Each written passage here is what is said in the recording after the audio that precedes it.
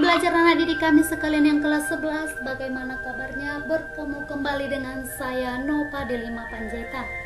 Anak didik kami sekalian, topik kita kali ini adalah masih seputaran pergerakan nasional, akan tetapi part yang kedua, yaitu periode 1908 sampai dengan 1942. Anak didik kami sekalian, kita lanjutkan sekarang organisasi yang bersifat kedaerahan dan keagamaan.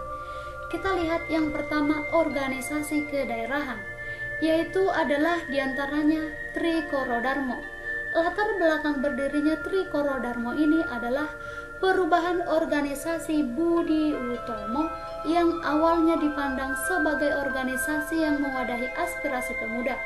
Akan tetapi lama-kelamaan, puncaknya pada saat Kongres Budi Utomo pertama di Yogyakarta, peranan pemuda menjadi sangat lemah sehingga pemuda banyak yang kecewa, yang akhirnya mereka mendirikan organisasi baru gitu ya. Disebutlah namanya Trikoro Darmo. Arti Trikoro Darmo artinya adalah 3 tujuan mulia, yaitu sakti, budi, dan bakti. Pendirinya adalah mahasiswa kedokteran yang bernama R. Satiman Wiryo Sanjoyo, Kadarman, dan Sunardi. Anggotanya terdiri dari para pemuda yang berasal dari daerah Jawa, Madura. Kemudian selanjutnya pemuda dari Jawa, Sunda, Madura, Bali, dan Lombok, semakin luas gitu ya. Perkembangan selanjutnya dari organisasi Trikoro Darmo ini berubah menjadi Jong Java, yaitu setelah dilaksanakannya Kongres pertama di Solo yang berakibat kepada lahirnya organisasi pemuda di berbagai daerah. Jadi organisasi pemuda dari berbagai daerah muncul setelah berdirinya organisasi Trikoro Darmo ini. Di antaranya adalah ada organisasi Jong Sumatera Bon, Pasudan, Jong Minahasa, Jong Ambon, sampai dengan Timores Velbon gitu ya. Berikutnya anak didik kami sekalian, ada organisasi yang bersifat keagamaan. Di antaranya adalah organisasi keagamaan Islam.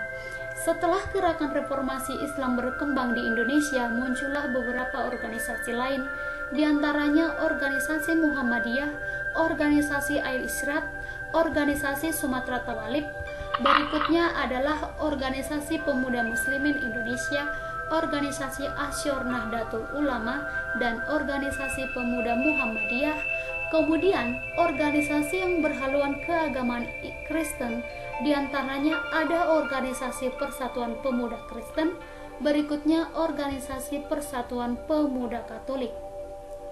Intinya semua tujuan dari organisasi kepemudaan adalah merupakan cita-cita perwujudan Indonesia merdeka dengan agama sebagai dasar perjuangan gitu ya. Jadi demikianlah anak didik kami sekalian materi tentang bagaimana pergerakan nasional Indonesia mulai dari awal, yaitu adalah awal kemerdekaan, kemudian masa radikal, masa moderat, disusul dengan organisasi kedaerahan sampai dengan organisasi yang berhaluan agama. Demikianlah materi kita yang terakhir dari semester 1 ini anak didik kami sekalian. Jangan lupa bahagia, jangan lupa tetap belajar di rumah meskipun dalam situasi COVID-19, dan tetap belajar di rumah dengan giat, baca bukumu yang berhubungan dengan materi terkait, serta tonton video lainnya yang berhubungan dengan materi, supaya wawasan kalian semakin luas, kemudian literasi kalian semakin kuat, dan kalian juga memiliki semangat juang nasionalisme untuk mempertahankan kemerdekaan Indonesia. Karena telah kita bahas bagaimana kedatangan bangsa Barat, kemudian bagaimana reaksi Indonesia dengan kedatangan bangsa Barat, selanjutnya kenapa bangsa Barat melakukan eksploitasi di Indonesia, berikutnya bagaimana dampak penjajahan bangsa Barat, kemudian sampai dengan bagaimana perjuangan untuk membentuk organisasi-organisasi pergerakan nasional.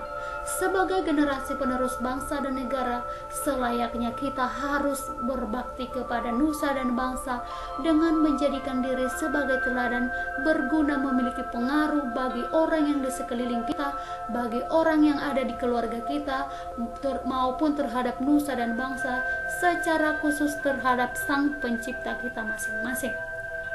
Demikianlah anak didikan sekalian, sampai bertemu kembali dengan saya Nova Delima Panjaitan.